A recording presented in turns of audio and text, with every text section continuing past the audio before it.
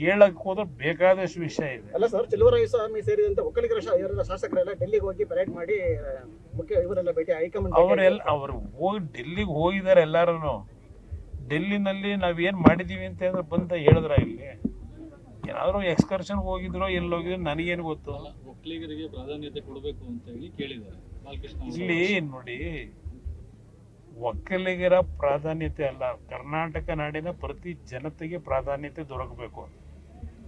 ಈ ಸಮಾಜ ಇರ್ತಕ್ಕಂಥದ್ದು, ಈ ಒಂದು ಸರ್ಕಾರ ನಡೀತಕ್ಕಂಥದ್ದು 7 ಕೋಟಿ ಜನರ ಬದುಕನ್ನು ಸರಿಪಡಿಸ್ತಕ್ಕಂಥದ್ದಕ್ಕೆ ನಡೀತಕ್ಕಂಥ ಸರ್ಕಾರ. ಒಂದು ಜಾತಿ ಸೀಮಿತವಾಗಿ ಇವತ್ತು ಬೆಂಬಲ ಕೊಡ್ತಕ್ಕಂಥದ್ದಲ್ಲ. ಮುಂದಿನ ಚುನಾವಣೆಗಳು, ಸ್ಥಳೀಯ ಸಂಸ್ಥೆಗಳು ಇದರಲ್ಲಿ ಜೆಡಿಎಸ್ ಸ್ಟ್ಯಾಂಡ್ ಏನಿರುತ್ತೆ, ಮೈತ್ರಿನಲ್ಲಿ ಹೋಗಬೇಕು ಅಂತಕ್ಕಂಥದ್ದು ಎಲ್ಲರ ಭಾವನೆ ಇದೆ.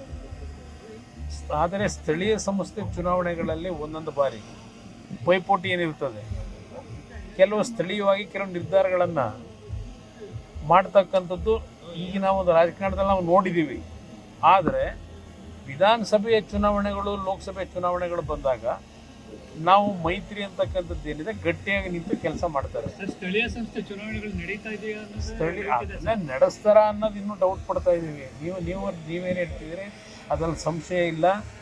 ಇವತ್ತು ಸ್ಥಳೀಯ ಸಂಸ್ಥೆ ಚುನಾವಣೆಗಳನ್ನು ಈ ಸರ್ಕಾರ ಅಷ್ಟು ಸುಲಭವಾಗಿ ನಡೆಸ್ತಾರೆ ಅಂತಕ್ಕಂಥ ನಂಬಿಕೆ ಇಲ್ಲ, ನನಗೂ ಸಹ ಇಲ್ಲ. ಆದರೆ ಕೋರ್ಟ್ ಆದೇಶದ ಮೇಲೆ ಏನಾದರೂ ಮಾಡಲೇಬೇಕಾದ ಅನಿವಾರ್ಯತೆ ಬಂದರೆ ಮಾಡಬೇಕಾಗ್ತದೆ. ನೋಡೋಣ ಏನು ಮಾಡ್ತಾರೆ. ಕಾಂಗ್ರೆಸ್ನ ನಾಯಕತ್ವದ ಬದಲಾವಣೆ ಕಿತ್ತಾಟದಲ್ಲಿ ಜೆಡಿಎಸ್ ಅಥವಾ ಬಿಜೆಪಿಗೆ ಏನಾದ್ರು ಅವಕಾಶ ಏನಾದ್ರು ಸಾಧ್ಯತೆ ಇದೆ? ನಿಮ್ಮ ಪಕ್ಷದ ನಡೆ ನಾನು ಈಗಿನ ಒಂದು ರಾಜಕೀಯದ ಬೆಳವಣಿಗೆ ಏನಿದೆ, ಕಾಂಗ್ರೆಸ್ ಪಕ್ಷದಲ್ಲಿ ನಾಳೆ ಬೆಳಗ್ಗೆ ಕಿತ್ತಾಡ್ಕೊಂಡು ಸರ್ಕಾರ ಬೀಳಿಸ್ತಾರೆ ಅಂತ ನಾನೇನು ಊಹೆ ಇಟ್ಕೊಂಡಿಲ್ಲ.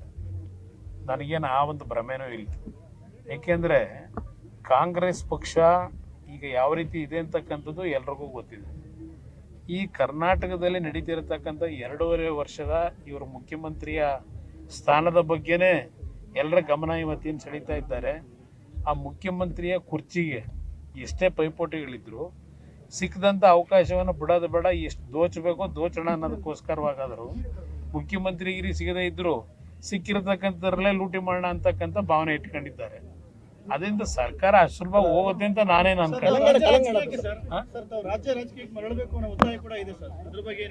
ಯಾವಾಗ ಬರಬೇಕು ಆವಾಗ ಜನ ಕರ್ಕೊಂಡ್ಬರ್ತಾರೆ. ಸರ್, ಬಿಹಾರ ಚುನಾವಣೆ ಯಾವ ರೀತಿ ವಿಶ್ಲೇಷಣೆ ಮಾಡ್ತಾರೆ ಸರ್? ಬಿಹಾರದ ಚುನಾವಣೆ ನಡೆದಿರ್ತಕ್ಕಂಥದ್ದೇ ಬೇರೆ ರೀತಿ.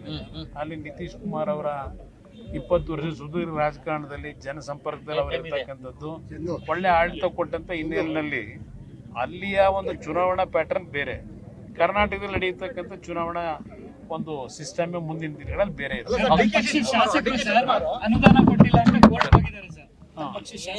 ನೋಡಿ ಅಲ್ಲಿ ಯಾವ ಪರಿಸ್ಥಿತಿ ಇದೆ ಅನ್ನೋದು ನೋಡಿ.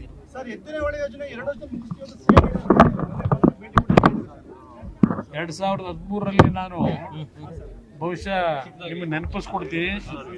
ಇಲ್ಲಿ ನಾನು ಮದುವೆಗೆ ಬಂದಾಗ ಕೇಳಿದ್ರಿ, ಆಗ ಅದೇನೋ ಒಂದು ಮಾತಾಡಿದ್ದು ಕೂದಲೆಲ್ಲ ಉದುರೋಗಿದೆ ಬಿಡಿ, ಈಗೇನು ಇಲ್ಲ ಅಲ್ಲಿ ಉಳಿದಿಲ್ಲ, ಅವ್ರೇನು ಬೋಡಿಸೋದೇನಿಲ್ಲ, ನಾನು ಬೋಡಿಸ್ಕೊಳ್ಳೋದೇನಿಲ್ಲ.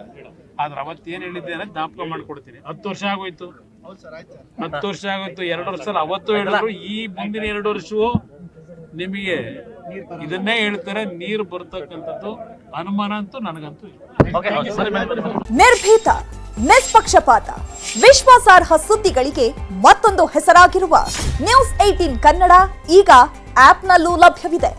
ದಯವಿಟ್ಟು ಇಲ್ಲಿರುವ QR ಕೋಡ್ ಸ್ಕ್ಯಾನ್ ಮಾಡಿಕೊಂಡು ಆಪ್ ಡೌನ್ಲೋಡ್ ಮಾಡೋದಕ್ಕೆ ಮರಿಬೇಡಿ. ನಿಮ್ಮ ಬೆಂಬಲ ಹೀಗೆ ಸದಾ ನಮ್ಮೊಂದಿಗಿರಲಿ.